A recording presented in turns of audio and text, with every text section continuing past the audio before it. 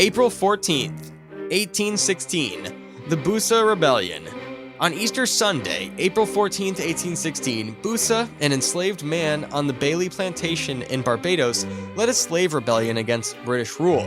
The rebellion was the largest slave revolt in Barbadian history, and it had a profound impact on the island's society. Bussa was a skilled carpenter and a charismatic leader. He had been planning the rebellion for months, and he had recruited a large number of enslaved men and women to join him. The rebellion began on Easter Sunday night when Bussa and his followers set fire to cane fields in St. Philip Parish. The rebellion quickly spread to other parishes, and within days, it had engulfed much of the island.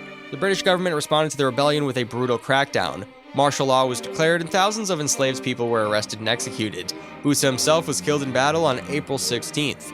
The Bussa Rebellion was a failure in the short term, but it was eventually suppressed by the British, and slavery continued in Barbados for another 30 years.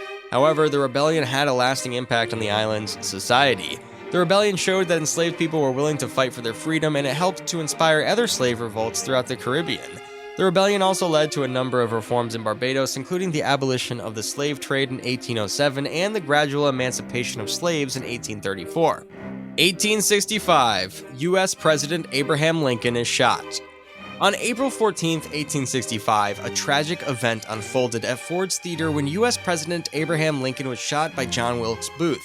The assassin, a Confederate sympathizer, targeted Lincoln during a play. The gunshot inflicted a mortal wound, and President Lincoln succumbed to his injuries the following day on April 15, 1865. The shocking assassination marked a somber chapter in American history, occurring just days after the end of the Civil War. Lincoln's death had profound implications for the nation's Reconstruction efforts and left an indelible impact on the collective memory of the United States. 1865, the assassination attempt on William H. Seward. On April 14, 1865, as President Abraham Lincoln faced assassination at Ford's Theater, another member of the conspiracy, Lewis Powell, attempted to assassinate Secretary of State William H. Seward. Dressed as a doctor, Powell attacked Seward with a knife at his home in Washington, D.C. Although Seward survived, he sustained severe injuries leading to months of bedridden recovery. The coordinated attempt, part of a larger conspiracy aimed at decapitating the top leadership of the United States government, altering the course of American history by marking the end of the Civil War and the start of Reconstruction. 1881, the 4 dead in 5 seconds gunfight. On April 14, 1881, in El Paso, Texas, the 4 dead in 5 seconds gunfight erupted between rival gangs, resulting in swift deaths. Led by John Hale seeking revenge for recent arrests by Marshal Dallas Studemeyer, the confrontation unfolded in the Oriental Saloon. Studemeyer, anticipating the attack, fatally shot Hale. In the exchange, William Campbell and Louis Cromcow were killed, with the stray bullets also claiming bystander Francisco Castaneda. This Wild West incident solidified El Paso's lawless reputation and propelled Studemeyer to local hero status, leading to a crackdown on crime in the town. 1890, the founding of the Pan American Union. On April 14, 1890, the First International Conference of American States, held in Washington, D.C., created the Pan American Union. The Union was a loose organization of 18 American countries dedicated to promoting peace, cooperation, and economic development in the Americas. The Pan American Union was the brainchild of the U.S. Secretary of State James G. Blaine.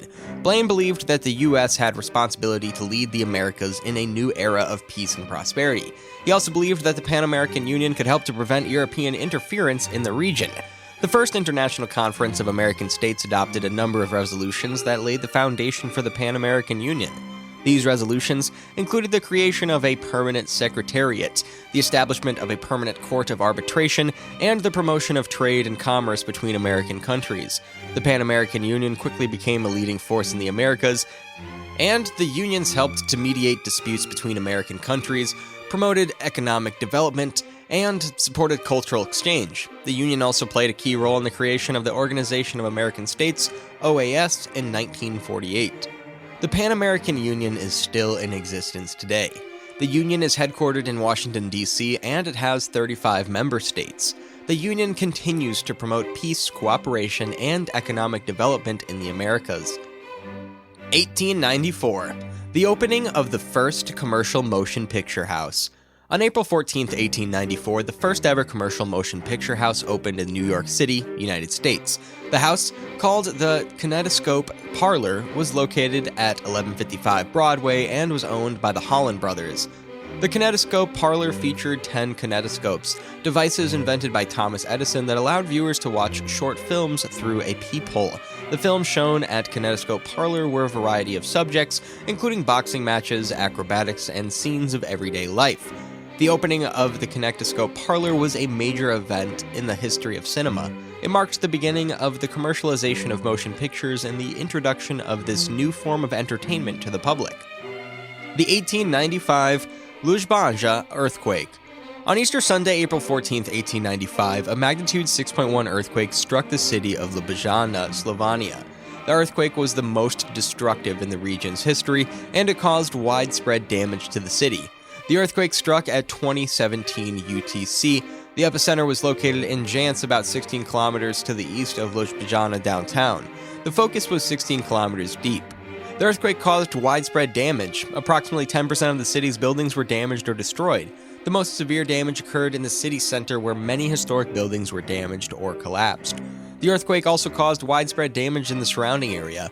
In the town of Vadis, about 20 kilometers north of Ljubljana, the earthquake caused the collapse of a bridge and the death of several people. The earthquake had a significant impact on the city. The damage caused by the earthquake led to a major rebuilding effort in the city. The earthquake also led to the development of new building codes in Slovenia, designed to mitigate the damage caused by future earthquakes.